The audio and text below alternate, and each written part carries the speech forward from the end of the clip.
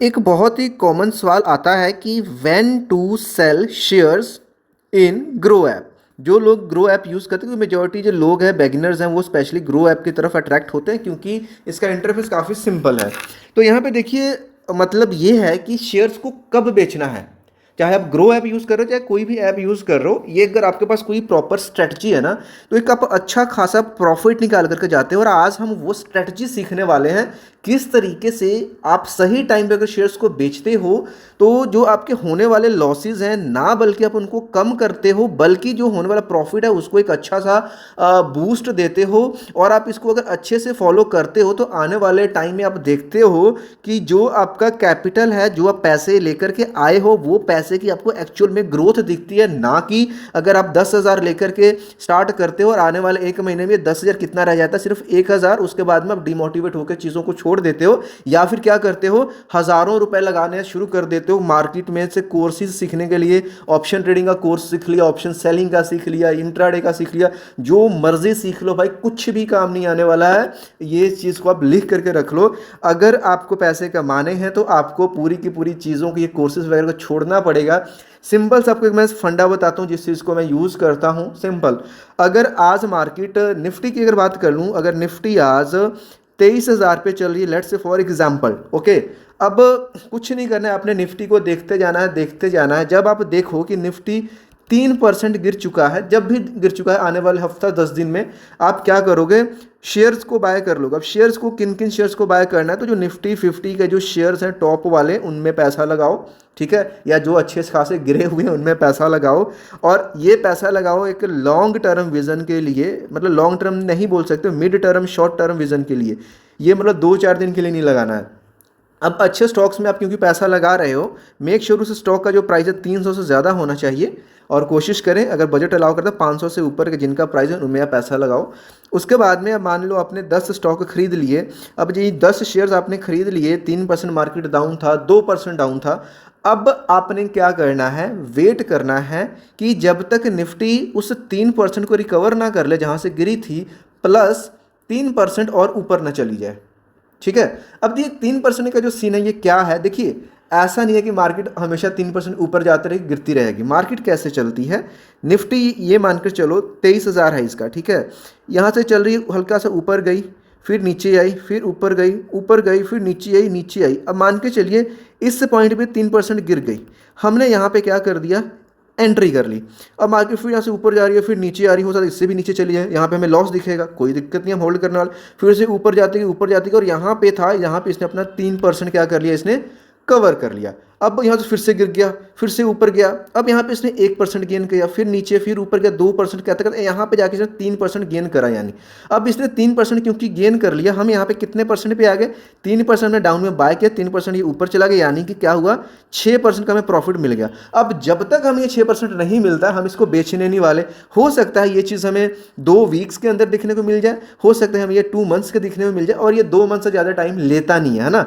बहुत अगर rare condition है कि कई बार 6 मंथ तक जा सकता है, लेकिन अगर जाता है तो भाई हमें वेट करना, लॉस पे तो बुक करना ही नहीं है ना। Simple is that. तो जो भी यहाँ पे मैंने 3% एग्जाम्पल लिया, आप 2% का लेकर चल सकते हो, आप 5% का भी लेकर के चल सकते हो। कई बार आप इसमें स्विंग ट्रेडिंग देखने को आपको मौका मिल जाएगा कि 3 से 4 दिन में ये चीज़ें आपको मिल जाएंगी, है ना। मिल गया, फिर से वेट करना है, फिर से नीचे जाने का वेट करना है, फिर से बाय करना है, फिर से अब सेल करना है। तो ये हमने देखा है कब बेचना है, कि हमारे पास एक स्ट्रेटजी होनी चाहिए प्रॉपर कि कब बाय करना है, कब सेल करना है। यानी कि देखो, मार्केट की जो चाल है ना, मार्केट कभी भी ऐसे नहीं चलेगी, कभी भी ऐसे नहीं चलेगी। एक लाइन याद रखो कि चाहे आदमी हो या शेयर मार्केट हो, मैं अक्सर इस चीज़ को बोलता हूँ, इनको भाई एट द एंड जाना ऊपर ही है, ठीक है। कितनी भी नेगेटिविटी आ जाए, कितनी भी फाइनेंशियल क्राइसिस ऐसे जो वॉर लग जाए, कोई बीमारी आ जाए, हो सकता है मार्केट आपको ट्रैप करेगा, एकदम से नीचे गिरने लगेगा, लेकिन आने वाले टाइम में देखोगे कि 6 महीने साल भर में फिर से वो रिकवर करेगा। तो भाई डर करके हम पैसे को क्यों बेचते हैं, क्यों नुकसान बुक करते हैं, उसको होल्ड करो, है ना। होल्ड करोगे प्रॉफिट में जाओगे, क्योंकि ऐसा नहीं है कि निफ्टी 23,000 है, हो सकता है निफ्टी भाई 18,000 पे भी आ जाए, लेकिन ऐसा नहीं कि निफ्टी आपका भाई 10,000 पे आ जाएगा या निफ्टी खत्म हो जाएगा। निफ्टी के खत्म होने का मतलब है हर चीज़ का खत्म हो जाना, पूरी की पूरी इकोनॉमी का खत्म हो जाना, ठीक है। और ऐसा कुछ होता है तो भाई आप पैसे बचा करके भी क्या कर लो, क्योंकि आपके उस पैसे की वैल्यू कुछ भी नहीं होने वाली है। तो ये जो शेयर मार्केट है ना, बड़ी तगड़ी चीज़ है। इसको सीखोगे, समझोगे, धीरे धीरे जब चीज़ों को समझने लग जाओगे तब आपको पता चलेगा कि हाँ, इसमें स्विंग ट्रेडिंग करना, चाहे लॉन्ग टर्म करना है तो कभी लॉस बुक नहीं करना है।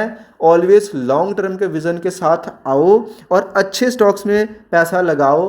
अब स्टॉक्स को फाइंड कैसे करना, हम अच्छे स्टॉक्स कैसे ढूंढेंगे, है ना।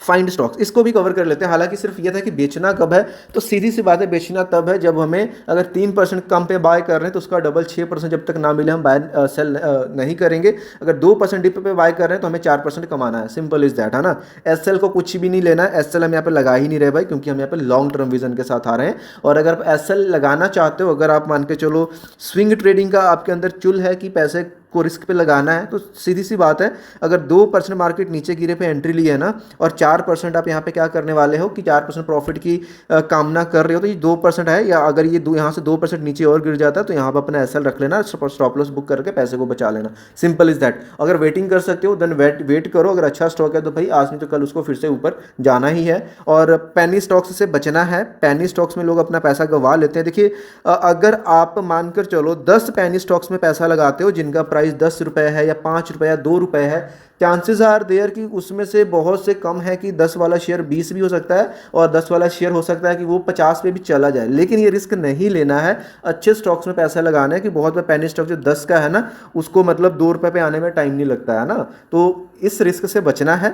और अच्छे स्टॉक्स जब भी अपने ढूंढने हैं तो आप अलग अलग स्क्रीनर्स का यूज़ कर सकते हो। मोस्ट ऑफ टाइम जितने भी ब्रोकर्स हैं सब में आपको बुलिश मूवमेंट वाले स्टॉक्स देखने को मिल जाते हैं, या फिर जो स्टॉक ट्रेंडिंग में है, कोई स्टॉक न्यूज़ में है, किसी स्टॉक ने अच्छा रिजल्ट्स दिए हैं, तो इन स्टॉक्स को आपने फॉलो करना है। इसके लिए आप अलग अलग जो मतलब ब्लॉग्स हैं, अलग अलग जो ब्रोकर्स हैं, वो इन चीज़ों के ऊपर डेटा आपको प्रोवाइड करवाते हैं कि कोई किसी शेयर जो कोई कंपनी है वो एक अच्छा डील करने जा रही है, वो कोई नया अपना लाइक कोई प्लान लॉन्च करने जा रही है, या फिर उस कंपनी में कहीं से बाहर की इन्वेस्टमेंट आने वाली है। और जब ये बाहर की इन्वेस्टमेंट आती है ना, तब कंपनी बड़ी तेज़ी से उठती है।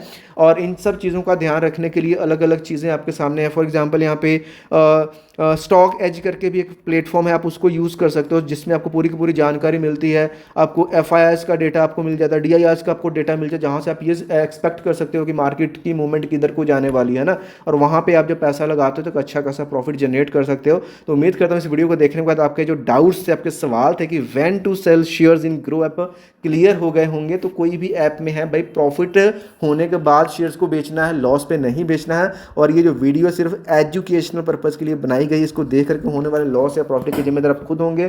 कोई भी डिसीजन लेने से पहले आप अपने फाइनेंशियल एडवाइजर से सलाह ज़रूर ले लें, और शेयर मार्केट में सिर्फ उतना ही पैसा लगाएं जिसका नुकसान होने के ऊपर आपको कोई फर्क ना पड़े। Thank you, see you soon in the next video. कोई डाउट क्वेश्चन कमेंट बॉक्स में पूछ सकते हो। वीडियो को लाइक करके चैनल को सब्सक्राइब जरूर करें। बाय।